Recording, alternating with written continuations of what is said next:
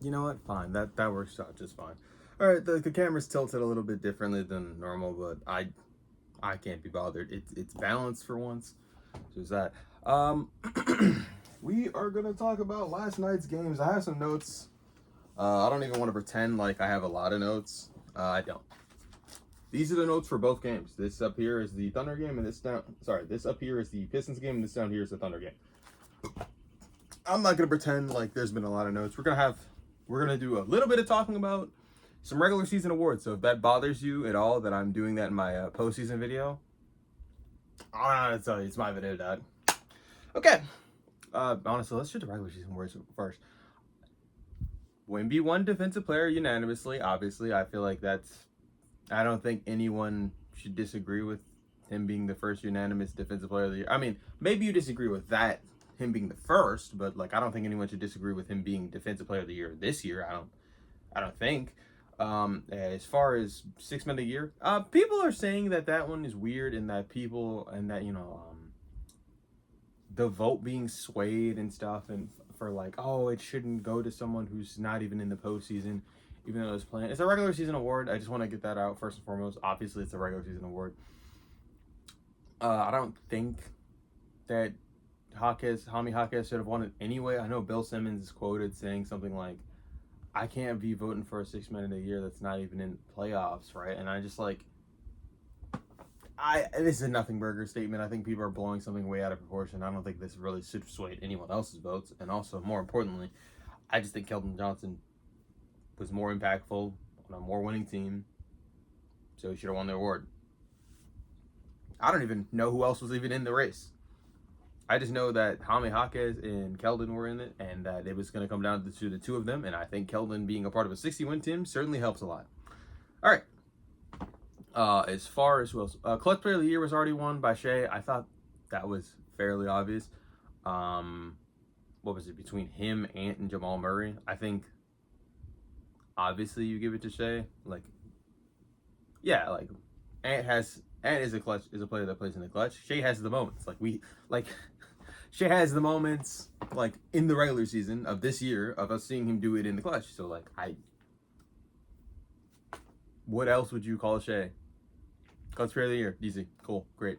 The one that hasn't been Coach of the Year. I don't think Coach of the Year is officially decided, but it's pretty obvious it's going to JB Bickerstaff for a multitude of reasons. The Pistons are a 60-win team. No one saw them being a 60-win team at the start of the season. I, who had them as finishing very high in the East, I said they might even fuck around and finish one, right? Because I didn't believe in Cleveland or the Knicks, rightfully so, to finish one. I was like, it's between them and the Magic on who I think is going to finish number one, and it's very obvious, and it's very weird that both of them are in the playoff series right now. We'll talk about that series right later. JB Bickerstaff winning the award, no brainer. I don't even know if I want to talk about MVP because of how toxic that discussion has gotten. It's just so stupid. One, it's a regular season award, so literally anything you see in the postseason should not sway your opinion on this. Okay, I'm just gonna be honest. Nothing you see in the postseason, playing included, but none of the MVP guys are obviously in the play-in, so it's nothing that would ever come up and be relevant. But yeah, no, I personally think that Wemby should win the award, but if Shea wins the award, I don't give a fuck. I'm gonna be honest. Shea winning the award is good. I don't like him winning back-to-back MVPs is good. I don't think that that's a negative in any way. Let's be honest with ourselves. I thought the Thunder were going to be the best team in the West. I didn't have them winning 60 games again. I had them winning 55. I thought the West was going to be more competitive this year than it wasn't, and they dealt with a lot of adversity this year. They were able to play without it. They were able to play with and without Shea, and the with Shea was that they were an elite team, and without Shea, they were a great defense, a playoff team, yeah, but like they weren't 64 wins good. Like I don't like. The Cavs won 64 games last year, right? And everyone was in like a fucking they were confused. They were like, just like, what happened, right? The Thunder won 64 games this year because they won 68 last year, and everyone's just looking over like, not as impressed. Like the reason I thought Shea wouldn't win the award, which was because he was competing with himself, which is stupid. Like you shouldn't have to compete with something that you did last year and be like, oh well, his season was the regular season that the team had overall was more impressive last year. So I think they should give it to him. They shouldn't give it to him this year. Like, what? That's stupid. Had they, like, there's no telling how good this team would have been if they were just healthy the entire year. Remember, they rattled off that start as crazy as they did without Jalen Williams. A lot of that has to do with the brilliance of Shea. And I know people are going to be like, well, they have Chet on the team who finished second in Defensive Player of the Year. And I would say to you, when has second ever mattered to you? When has second literally ever mattered to you but this year? Be honest. In Defensive Player of the Year discussions, it's never mattered to you. Stop. It especially shouldn't matter to you in a year where we have one person who won the award in first place unanimously. Like, does anyone remember who finished second in MVP in 2016? Do we? Because I don't. I fucking don't. Do we remember that? The only reason, do we remember who finished second when LeBron won? Should have won unanimous. No. Do we remember second who won second in who second MVP when Shaq should have won it unanimous? No. End of the years Jordan won it. You think Jordan should have won it unanimous? Unless those were the years where Karl Malone was in second place, aka, you know what I think about Karl Malone. But yeah, I just don't. I don't think that we should pretend and be like, oh, we care. We shouldn't. We shouldn't. It's a regular season award, dog. Like I don't really care. Like, especially considering like it's a season by season thing. It's a very prestigious award. It's nice to win one. Having two also bolsters your resume. I don't want to lie and act like having two doesn't move anything, or having one for Wemby wouldn't move anything. But like, these guys are gonna have multiple great years and stuff. These guys are gonna fucking disappear off the face of the earth. And if they're in an MVP discussion 1 year, right, they're just never able to reclaim it again, bro. I don't think they were as valuable as we thought they were, bro. I don't. That's never happened before anyway. Like, name one can besides like just like like Russ maybe, like some Russ years I guess, where like a guy won MVP or was even in a race, right, and just never was relevant again in MVP discussions, like Russ. But like the year Russ won it, he won it. So like, who cares? And also, I think Russ is a fucking outlier in that shit anyway. Like, who cares? Like, fuck it. Let's talk about the actual playoff basketball and the reason I actually made the video in the first place. Because the regular season awards they're cool, but no one cares. No one should care this much. Whoever wins the award will be wins the MVP will be deserving of it. I don't think it'll be Jokic. I don't think it'll be Wemby. I think it'll be Shea. But yeah, and Luka never had a fucking chance. I just don't. Luka didn't have a chance with the Spurs winning 60 games, is what I'll say. I think Luka's numbers are great. Luka's numbers are amazing. Luka did not have a chance to win this award when Jokic finished higher than him in the standings, right? I think that their archetypes are already the same, and Jokic never had a chance because of voters fatigue. So I don't know. Let's talk about the Magic game. We're not going to be using any statistics for this one. This is gonna be a much shorter video than the other one. Doran got a quick foul within 30 seconds, and that was like, that kind of shaped the game like very early. Duran was playing, I'm just going to be honest, he was playing scared in my opinion of getting that second foul and fouling out. So he wasn't as active defensively in the beginning of the game, and I understand that, because you get a quick foul, that kind of changes how you're able to defend. But it didn't wind up mattering, and I'm going to tell you why it didn't wind up mattering. This game was like, okay, the first quarter wasn't bad. The first quarter was not bad. But the second quarter, I'm sorry. I've watched a lot of playoff basketball games. I've watched a lot of grinded in games. When people tell me they miss the 90s like level of like defense and intensity, bro, I just know they're lying, because no one in their right mind wanted to watch what they saw last night out of the second quarter of this game. 46-46. We are so used to the like high power offenses of today's game that like seeing a team grind it in and grind the game to a halt like that it's bad, dog. It's really bad, especially because the defense in that situation did not lead to like offense on the other side. It didn't lead to transition or whatever. Like the defense that you see from the Thunder, that led to transition. That led to them getting more shots and buckets and all that, and that was nice. It was tough. What Orlando did in game 2 early on, holy fuck, man. Like shots going in were rare, and I get there's like an excitement when shots like that in a situation like that go in. But I have in my notes, dog, like it's just a fucking despair I felt. I was cool with it in the first quarter because there was a lot of action, there was a lot of blocks. Uh, Fucking Jalen Suggs having one of those games where he just hits some threes that you're like, God fucking damn it. And he wasn't shooting nearly as many as he did that one, so they coached that out of him. Even though they won the game. Suggs was fucking nuts in the game one, which is crazy because they only had like 16 points, but like Suggs' impact was everywhere. Yeah. As far as no, I'm sorry. That second quarter, God. So when they opened up the third after halftime with like some signs of life and the Pistons were like really doing something, the only thing I could think in my head was, Orlando, please do not make this a game. I am so happy that there are only 2 games on tonight. I'm so happy that they're making a decisive thing, because I'm gonna be honest. If Orlando, I'm not gonna lie. If Orlando managed to steal another game in Detroit, the talks. Ooh. I'm all for toxicity, by the way, in the NBA community, and I don't mean like toxicity as like bullying or harassment. I mean like niggas getting livid and being like type, being like a just degenerate type shit, like just toxicity. I don't really mean toxicity in the way that like workplace toxic environment, like ugh. I mean like toxic as in like, oh yeah, we're getting into nasty discussions. We're getting like like slightly uncomfortable, not like disgusting, weird.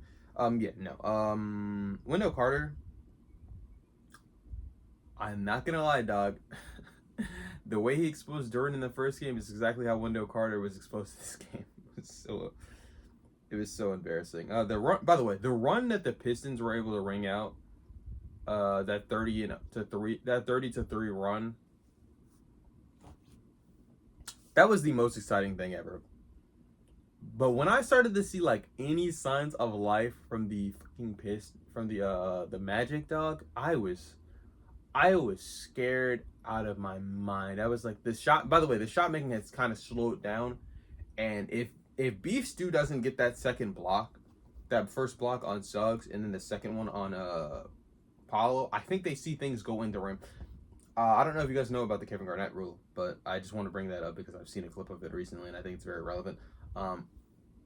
Some niggas only need to see a shot go in, like in the intermissions between like the fouls and stuff like that. If they see a shot go in like that, some niggas are green light. They're zenning out. They're that one shot. They're like, oh, my jumper is on. I figured it out. I tweaked all of my mentally and calculations a lot. If these athletes get into a flow state, dog, it is scary as. By the way, I thought this game, I really did think Paulo was gonna have a great game. He did not. So in the beginning, right, Paulo was just doing whatever he wanted, getting to the free throw line. By the way, Duncan Robinson was also in foul trouble. There were so many fouls this game. It's kind of hard to remember all of them. The tech was weird. JB got a tech. When he had to challenge a shot that was clearly blocked, the Isaiah Stewart shot that was clearly a block, like what? How was that ever called a foul? What the fuck? Then they had to jump it off at center, and I'm just like, I'm sorry, dog. If you guys get the call wrong, I know no one had imminent possession of the ball, but like on a block that would have been free throws. Whatever. Y'all want to hear about the officiating from the other game. That's what the thumbnail of this video is. Y'all want to hear about the officiating from the other game. I got news for you guys. I clickbaited you, nigga. I lied. We're not going to be talking about the refs, because all of you niggas are doing right now is going on the internet and we're blowing things way out of proportion. Okay, now, I want to say this very carefully for those at home. That does not mean I agree with the officiating that I saw last night on national television in the postseason. Frankly, I was disgusted by the way the refs called that technical foul on Devin Booker, and you can tell that I'm doing the impression good enough because I don't know what I'm talking about or where I am. But yeah, no, that was that technical on Devin Booker for throwing the ball back. I didn't catch it live, right? Because I'm like just like zoned out a little bit at this moment. I'm looking at my phone. I'm taking a glass. I'm drinking a little bit of Kool-Aid. I'm chilling. I'm having a good time. I'm thinking like, oh, good. The pace of this game's been great, good. Thunder winning. There's not really a lot to report on, but like it's good. And then I hear the tech. I'm like, whistle. I just looked at my phone for like 2 seconds. Whistle? What the fuck are you talking about? Whistle? I see the replay. I'm like, huh? Now, mind you, this head scratching ass moment that I'm talking about, this came after the non-basketball move. Yo, y'all remember when I said Tatum did the Kobe Bryant and the Dwayne Wade free throw thing, right? Where, again, I don't know if y'all saw the previous video. Paul George jumps, Tatum jumps slightly into him and motions his ball towards the rim, right? Obviously, it's to get free throws. You're not really worried about making the shot. But if what Devin Booker did last night is a non-basketball move, yo, and look, I'm tired of the discussion we have around the Oklahoma City Thunder and about their whistle and like Shea's whistle. Shea again does not take the most free throws. I don't know why we're lying. And I know Shea did take 17 free throws last game. And the same way y'all used to talk about Dwayne Wade, and like the old heads used to talk about Dwayne Wade and his free throws in the 2006 series. I don't think anyone talks about it nearly as much because frankly, I don't think anyone is old enough to remember that. Is old enough to remember that and actually educated enough and be in the spaces to talk about it. There's like 3 niggas that I know that actually went back to watch it. By the way, like Dom 2K, B Souls. I know they both covered it. Low obviously has covered it a multitude of times. Maybe Rusty Buckets has watched it. I don't know. I don't want to throw anyone under the bus. I know Kenny has definitely seen that footage. But the free throws that he took in that series, y'all are talking. Niggas will talk about that all the time, and they're like, "Oh my god, he had this many free." He earned the free throws. Watch the fucking game, okay? The same thing I'm gonna tell you about Shea. The 17 free throws he took in game 1, he earned them. And then this game, he had a great game, and he didn't really take that many free throws. He took less. He took around the exact same that he takes in the season, because he averages around 6 to 7, which 6 to 7 out of a star player is not that crazy, considering how good of a driver Shea is to the rim. Like, no, 6 is not that crazy. If we want to talk about niggas who have who go to the free throw line and like demand free throws, yeah, I've never heard anyone shit on Jimmy Butler for that, which good. I don't want to talk about Jimmy Butler's free throw whistle. He drives to the basket hard. Like the 1 or 2 like foul baiting shit that you might see out of these niggas, yeah, that's a part of the game. It's always been a part of the game. What? Okay, but like on a more serious note, talking about the non-basketball move. I don't really know how I could break it down for you other than like just look at the clip. Caruso is obviously trying to stand him up like this, right? He's good. He's got grip positioning, in my opinion, right? But Booker takes him off of his pivot foot, spins back, and goes into his motion. Caruso is all the way right here. There's nothing he can do in this situation. That's 2 free throws, easy, right? And Booker, I guess the thing that they were sensitive to, and Doris Burke curled this out during the broadcast, and I don't know why people don't like Doris. I can't put my finger on it quite really. The rip through, like not the rip through, the swinging of the elbows near his face. One, he doesn't touch Caruso, so I don't understand why that's an offensive foul. I think you actually genuinely need contact in that situation for it to be an offensive foul. And 2, I have always fucking hated that call. I'm gonna be honest. I fucking hate and despise that call for a multitude of reasons. 1, how the fuck else am I supposed to move the ball in this situation? Now, if I'm maliciously throwing my fucking elbows, which again is really hard to catch at time speed, yeah, that looks bad. Especially if I catch him in the elbow and you guys review it and you're like, oh shit, he clearly was trying to fucking elbow him across the face. There was no contact. If that's a non-basketball move, I have some bad news for you. What we saw from Chet, where he did the pump fake again, the D Wade in the fucking Kobe, I want to call it. Bro, he wasn't even aiming at the fucking basket. That's a non-basketball mover, in my opinion. When they're talking about things that are non-shot motions, yeah, that's not a basketball move, in my opinion. If that's a non-basketball move, Shea gets and this is the very next possession, by the way. Shea gets, and by the way, Iguodaro, there's a flop by Chet. That was a non-basketball move, in my opinion. Like I in live speed it looks like that, but if you see it from the angle that you should have seen it from, which was Chet was, if you see it from here and Chet's standing right here, you would have seen clearly that's a non-basket. The flop, he didn't make enough contact with him to determine that fall, to get that fall, right? Hard to call in live speed. I don't really care.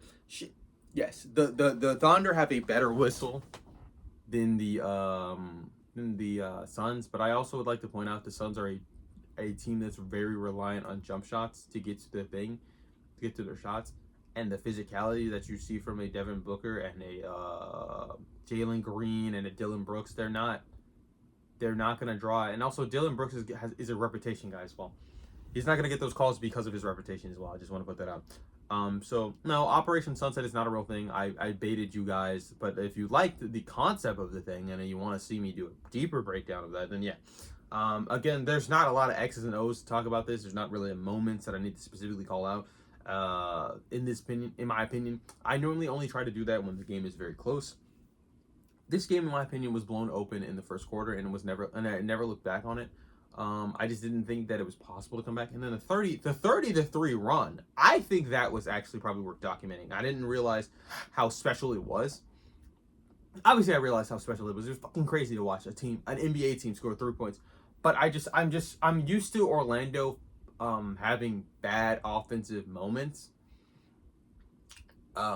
Yeah, they're a team that's like not that good in the third quarter. Like, ironically enough, a lot of good playoff teams get that boost coming out of halftime. This is not one of them. This series is not over yet, though, so don't get it twisted. Orlando, if the adage is true, if Orlando's probably going to be a much better home team, with the role players probably playing better at home. But yeah, this series isn't over. But as far as the Phoenix series, what do you want me to say? What do you want me to say? The games that are on today are, I know Cavs Raptors is coming out at 8 p.m. They're all going to be on Prime, by the way. So if you don't have Prime, I'm sorry. Actually, I'm gonna have to pull that up. I'm gonna pause the video and pull that back up. Actually, that's not an option on this. Wow, that's crazy. All right, you're gonna have to stick with me while I do this. Like, comment, subscribe, and all that fun stuff while I pull this up. I'm sorry, because it won't let me pause this recording and start it up. And apparently I got my password wrong. Great. Escape.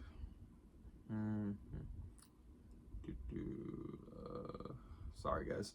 NBA games today. I don't know how I don't remember this. Hawks Knicks. Okay, Hawks Knicks in Atlanta. That's good. That's gonna be at 7 p.m. I have no idea how that game's gonna go. I'm gonna be completely realistic with you. And then the Wolves and Timberwolves are here, and they're both in Minnesota. So, I don't know. Well, I don't know, dog. I don't know how these teams are gonna respond. I don't know how they're gonna perform in a new atmosphere, and I do want to say a new atmosphere loosely, because Wolves and Timberwolves are very familiar with each other. And as far as like the Raptors and Cavaliers, I think the role players will probably be better at home. But I don't think that will ultimately matter. I think the Cavaliers look to go up 3-0 today, and if they don't go up 3-0 today, they will have a 3-1 lead they will have a 3-1 lead. So I'm not really worried about that. And then Hawks Knicks, the series is split 1-1. I think New York has to steal a game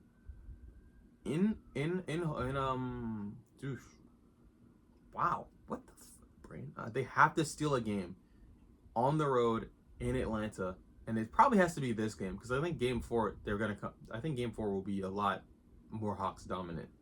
So I think the Knicks have to steal this game for the momentum of the series. Yep, yeah, that'll do it for me.